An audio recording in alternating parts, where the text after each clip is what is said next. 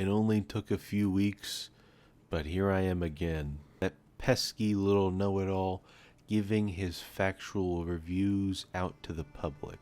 Today, we're going to look at the future Game of the Year winner, God of War Ragnarok. Starting out with the good, we got the story. The story in God of War Ragnarok is that of a Greek epic. Its scope is much larger than 2018, but it doesn't lose the heart and soul of what made 2018 so good. And I won't lie, this intro was a banger. I think telling the story of Kratos learning to let Atreus go and live his own life, and Atreus learning to be on his own, is the perfect follow-up to 2018. I also find the message of the story to fit very well alongside that, which is that destiny does not define you. You do. If you wish to change and be better, then you can. Next up, we got Kratos.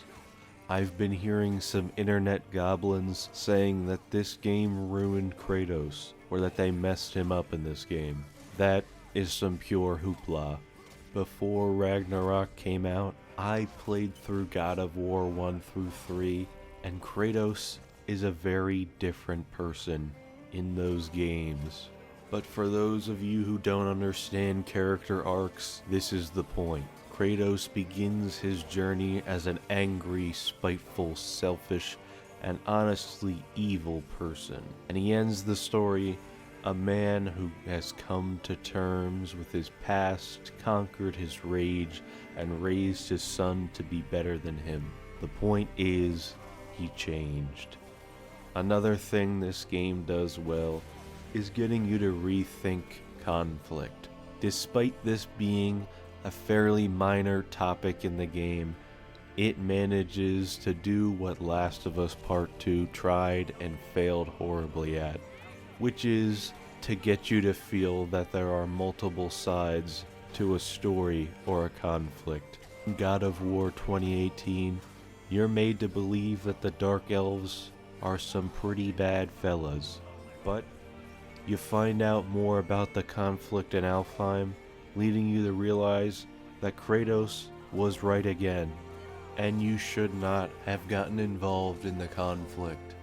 This isn't a big focus of the game, like I said, yet it makes you rethink the conflict without sacrificing the characters or the story in any way, like some other game. In terms of voice acting, there's not much to say other than it slaps. Christopher Judge as Kratos is perfect, and Sonny Suljic as Atreus does it again. He has a lot more to do in this game, and he does it very well. Ryan Hurst as Thor is also some slappy-dappy casting.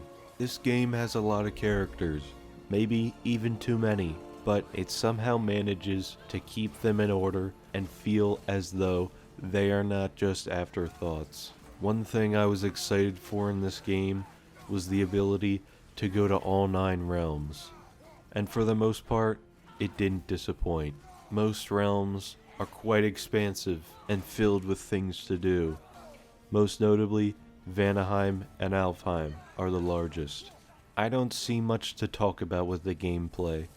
I like 2018's combat, with some exceptions, and it's pretty much the same here.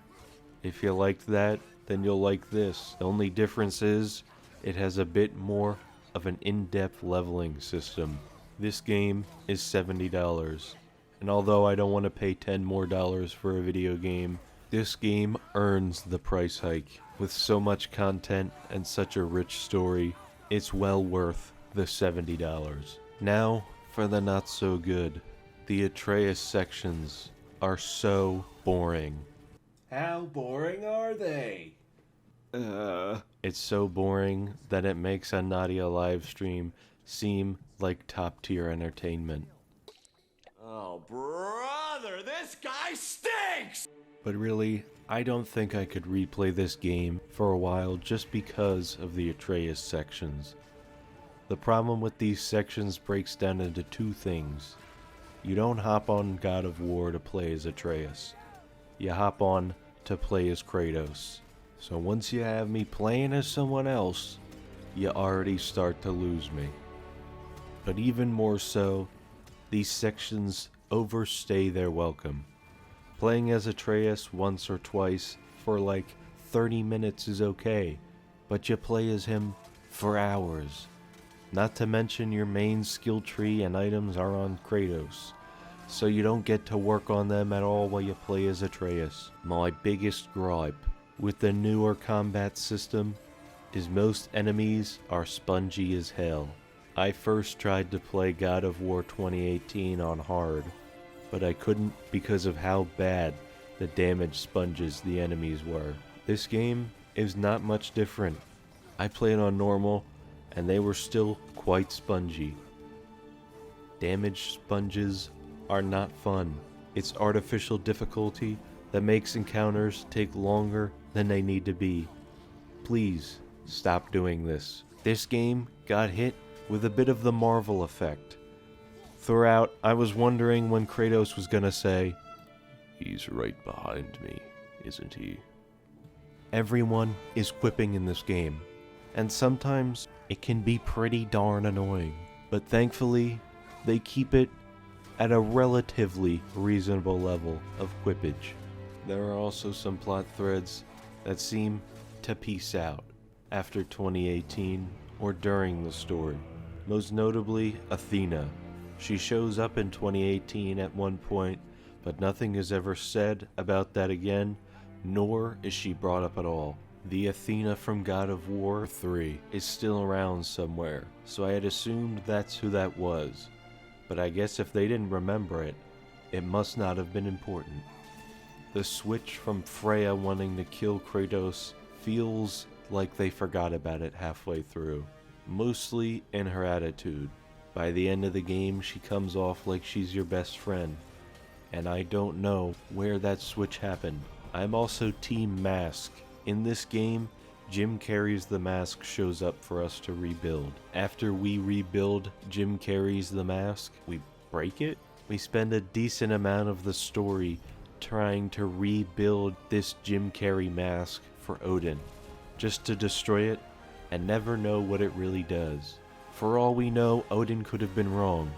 For all we know, Odin could have been lying. But we just break it.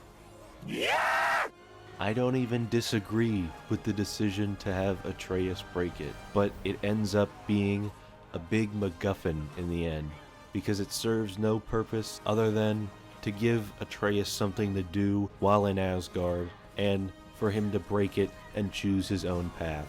God of War Ragnarok deserves Game of the Year. It had me crying when it wanted me to, laughing when it wanted me to, and I could not put it down. 9 out of 10. If you have a PS5, play this.